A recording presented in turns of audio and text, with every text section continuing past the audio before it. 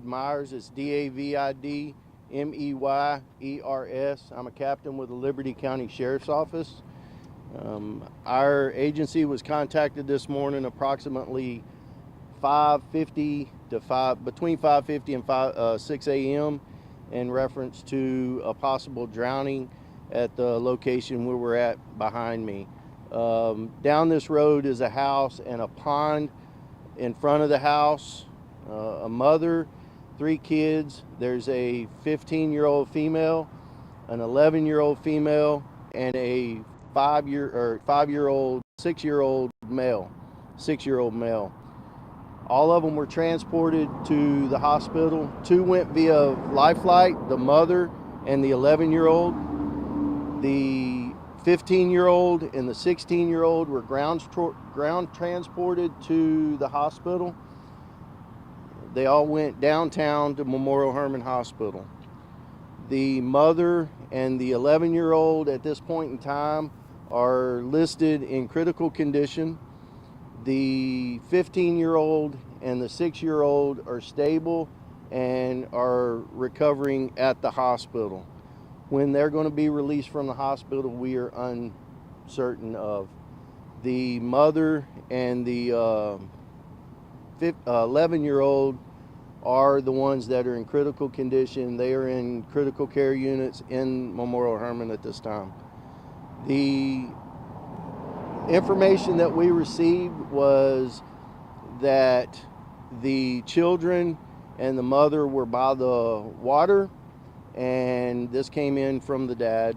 The children and the mother were by the water and that it was possible that the mother was trying to do something to the kids. The first arriving deputies arrived on scene. All the kids were out of the water, from what I was told. The 11-year-old was being worked on by the first deputy that arrived on scene until EMS could arrive. She did regain consciousness somewhat, but she is one of the ones that is listed in critical condition. Upon deputies arriving to the scene, the mother was still in the water and had to be pulled from the water. The mother did not she was not conscious upon bringing her out of the water at that time. She did have a heartbeat, but she was not breathing on her own, and she was not talking or coherent at all.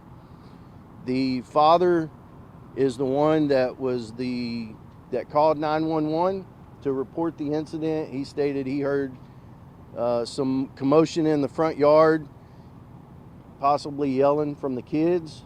The father comes outside, calls 911, and it's our belief that the father is the one that pulled some of the kids out of the water. This is an active investigation. We've had investigators down at Memorial Hermann. We've got investigators behind us. We have conducted a search of the house, the residence. There's numerous locations on the house around the house that we're looking at, looking for any kind of evidence that we can find that would lead us to why this tragic event happened today. So at this time, if you have a few questions, I can try to answer some. Understand that this is an ongoing investigation, and I may not be able to answer your questions as you ask them. Captain, was it NyQuil and vodka? So, clarify the age and the condition of the... Was it NyQuil and vodka? Yes, ma'am. I think it was not quite clear. And also when you say they're stable, can you actually give us their conditions? The stable is just... Okay. So, as far as the vodka and the NyQuil, I am unsure exactly where some of that came from. We are investigating that aspect to see if there was any type of alcohol or any type of NyQuil included in this event. In reference to yours, ma'am, the ages, we have a 15-year-old female, we have an 11-year-old female, we have a 6-year-old male.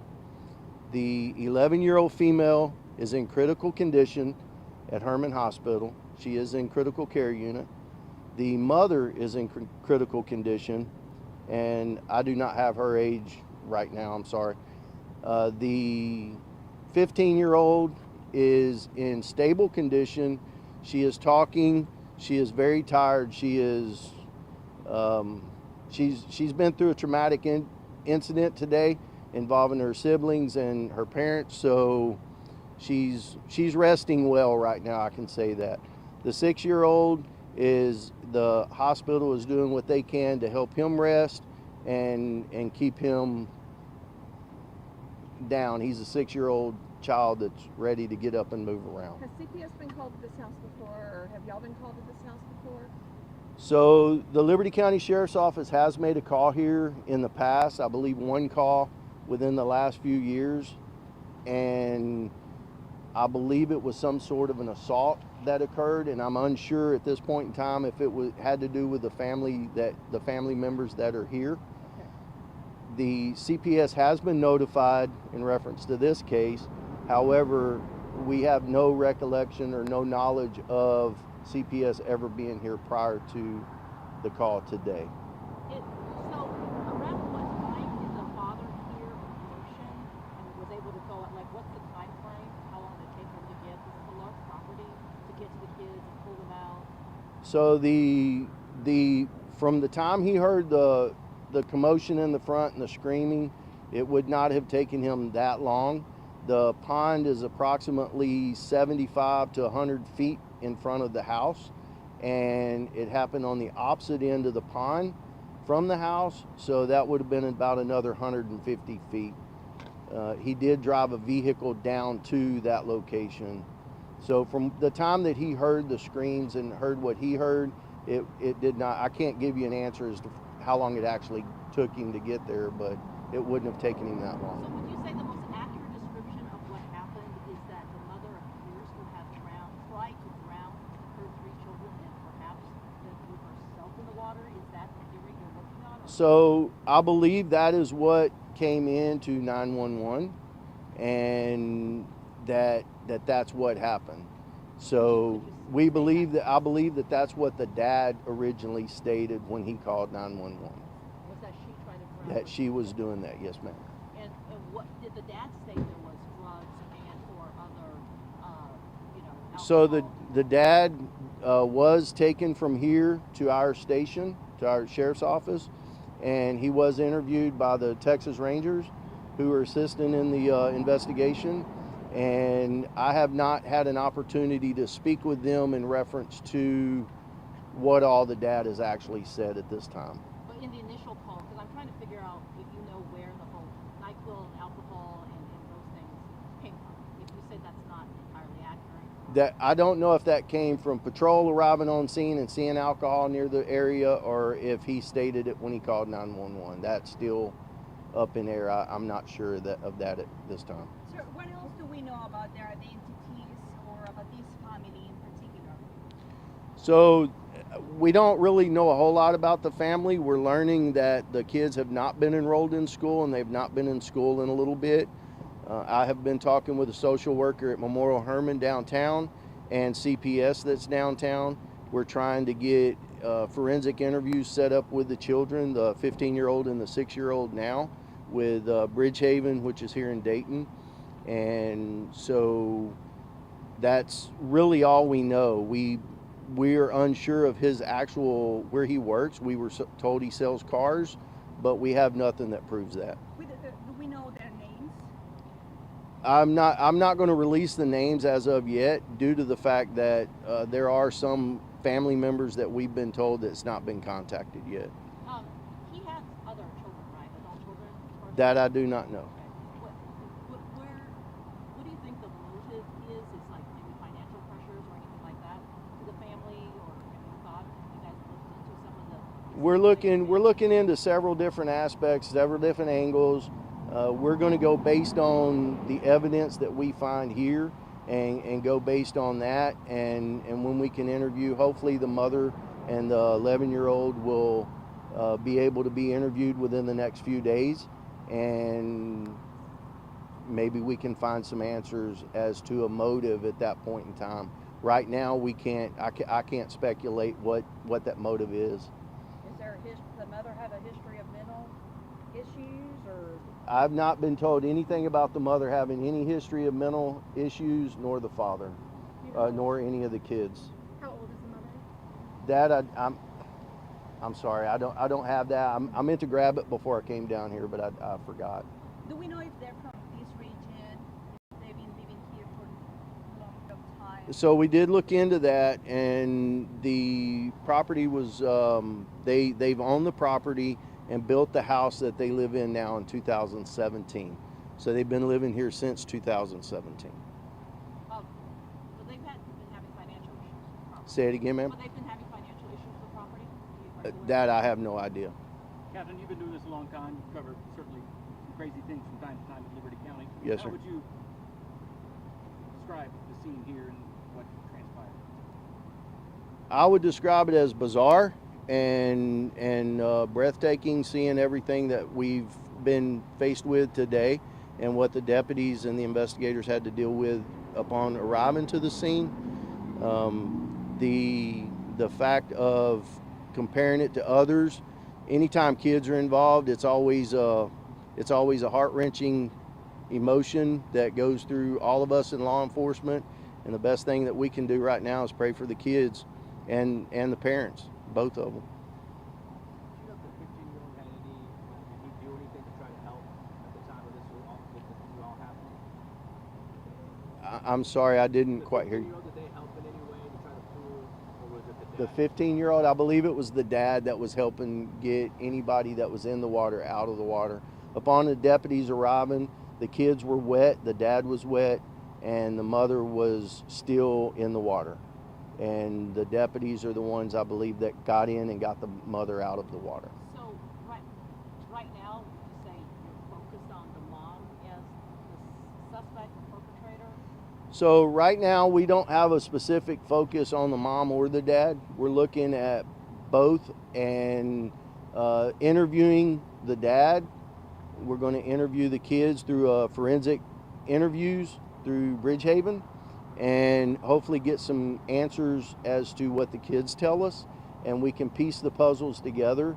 And if all the evidence points towards mom, then we'll move in that direction. If it points towards dad or both, then we'll move in what direction that it leads. We'll go based on what we're told through interviews and all the evidence that we collect here on the scene. Is it fair to say it's the father? The dad's mom told you he heard the commotion outside, right? That's his story, but you're still working to corroborate if that's actually the case. That's the story we're getting, yes, ma'am. But do you know if they had cameras outside? We have looked, and there is a Ring doorbell camera, but we have not been able to determine whether it works or not. There's no other camera system on the property. Is the father going to be detained in any way for The- further questioning? The father rode cooperatively with one of the deputies to our office, and once he was finished being interviewed by the Rangers there, then he was given a ride to a family member's house, and so he's been pretty cooperative up to this point. Can you talk to us about how the Rangers are involved in this investigation? How they what? How the Rangers get into the investigation? What is their role in this investigation? So the Rangers, actually, we're very fortunate in Liberty County to have two Rangers assigned to this area, and both of them actually have offices in our building. And when we get any type of a major type call, whether it's involving death or possible death, serious bodily injury, we always reach out to them, and they're always willing to help. And we utilize them due to the fact that they're attached with DPS, and they have multiple resources of things that we can get and use from them in investigations. So we utilize them when we can and when they're available. Are you guys investigating this as an attempted murder? I can't answer that at this point in time. All I can say is right now we have 3 children that one critical, 2 stable. We're praying for the one that's critical, hoping that everything works out good with her. And then whichever direction the investigation leads us with the evidence, then we'll put that out at a later date. It's too early to tell what kind of charges would come on anybody at this point in time. And you don't Okay. know for certain whether or not alcohol or cold medicine played a role. where do you At this point in time, no, we're not. I mean, I can't say that alcohol or any other thing. I've heard several different things, and there's been several people call me today saying that, hey, this news channel said this news channel said that. So we're only going to go with what we have. In order to find out if alcohol was involved at all, we'll have to get a grand jury subpoena for the medical records at the hospital to determine the blood alcohol content of each individual that was taken. So if the kids who are stable, sounds like they're ready to be released, are you guys going to offer us to get released back to the father? CPS is handling that issue along with social services that is out of at Herman Hospital. So I've been in touch with the investigator with CPS, and they're handling everything that has to do with the 15-year-old and the 6-year-old at this point in time. Sir, can you confirm the victims in this family are Hispanics? I do believe that I do believe it is a Hispanic family. So if that's it, then I'm going to get back down here. We got a few other things going on. I don't know that I'll be able to come back out and give any briefing if anything big happens. I do have most of your emails. If I don't have your email, and you know I don't, then get with me and I'll give you a card. You can email me your information and I can add it to my email list. And when I get back, one thing understand that I can't even pull my emails up out here, and we don't even really have cell service down here. So that's kind of why it's been hard to do a lot of communicating. But I'll do the best I can this evening to get everybody entered, and I'll give an update just as soon as we can, okay? How many hours do you think you guys will stay here? We're going